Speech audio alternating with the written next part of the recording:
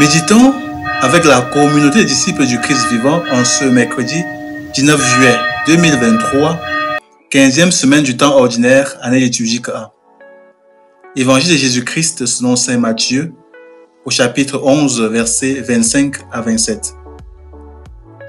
En ce temps-là, Jésus prit la parole et dit : « Père, Seigneur du ciel et de la terre, je proclame ta louange.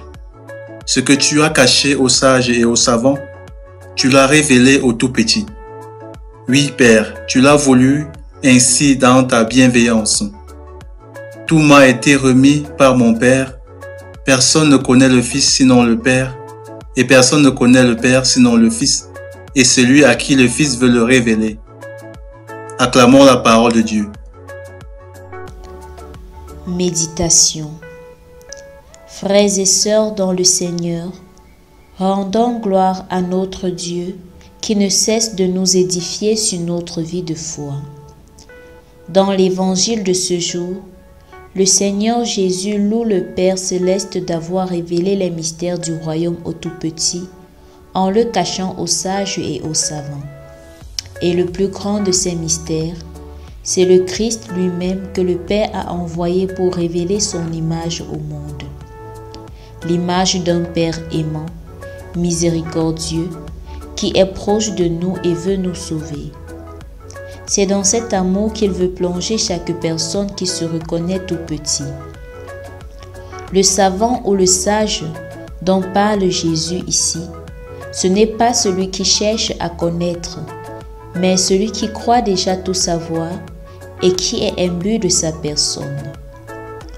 Le tout petit, ce n'est pas celui qui volontairement ne fait aucun effort et veut demeurer inférieur aux autres, mais celui qui, malgré tout ce qu'il sait, possède ou fait, reconnaît sa faiblesse et sa dépendance. Car beaucoup de chrétiens tombent dans ces pièges. Certains se disent connaître Dieu, sa parole, sa volonté, et se mettent à juger et condamner ceux qui ne vivent pas ou n'agissent pas comme eux. D'autres, par contre, se disent qu'ils ne veulent pas accomplir de grandes choses parce qu'ils ne veulent pas être grands. Non, connaître Dieu n'est pas une question d'intellectuels et d'illettrés, de riches et de pauvres au sens littéral, mais une question d'humilité.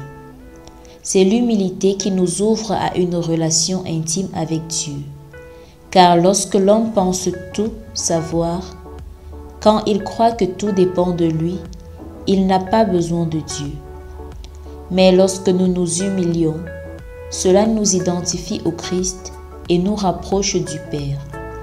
C'est en s'humiliant comme Jésus que nous pouvons comprendre la grandeur de l'amour et de la miséricorde de Dieu pour nous. Peu importe qui nous sommes, notre rang ou notre statut social, notre notoriété ou célébrité, nos ambitions ou réalisations, sachons prendre le temps de nous humilier devant Dieu, de nous mettre à genoux et lui parler. Notre Seigneur est là pour ceux qui savent reconnaître qu'ils ne peuvent pas tout par eux-mêmes, qui reconnaissent leur statut de créature et savent recourir à leur Créateur. De plus, il ne s'agit pas uniquement de nous reconnaître petits devant Dieu, mais aussi devant les hommes, en reconnaissant que nous dépendons également des autres. Nous avons besoin des autres pour être heureux, pour être sauvés. Certains chrétiens encore savent s'agenouiller devant Dieu dans une église et lui demander pardon, mais sont incapables de demander pardon aux personnes qui les entourent, à ceux qu'ils ont offensés. Il y a des personnes pour qui les expressions basiques d'humilité telles que « s'il te plaît »,« merci »,« pardon » sont très difficiles à prononcer. Certains évitent même de demander un service parce qu'ils ne veulent pas dépendre des autres. Pourtant, être tout petit devant Dieu, c'est aussi reconnaître que nous avons été créés au même titre que les autres, avec les mêmes besoins et les mêmes faiblesses. Demandons-nous donc aujourd'hui si nous reconnaissons notre qualité de créature, notre faiblesse et notre dépendance de la grâce de Dieu? Ou est-ce que nous pensons que nous nous autosuffisons et pouvons avoir tout ce que nous voulons, quand nous voulons, par nos propres moyens? Demandons-nous si nous savons montrer aux autres que nous avons besoin d'eux et leur demandons des services poliment. Prions. Éternel Dieu notre Père, accorde-moi la grâce de l'humilité pour que malgré ce que je fais et où je me trouve, je sente toujours la nécessité de recourir à toi et à mon prochain pour accomplir mon devoir. Intercession. Prions pour ceux qui savent beaucoup de choses, se croient meilleurs et regardent les autres de haut.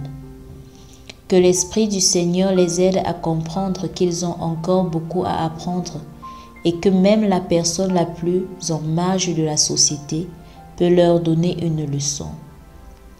Sainte Vierge Marie, notre Mère, intercède pour tes enfants. Exercice spirituel. Avant chaque activité et chaque prise de décision, parlons à Jésus dans notre cœur pour demander son assistance.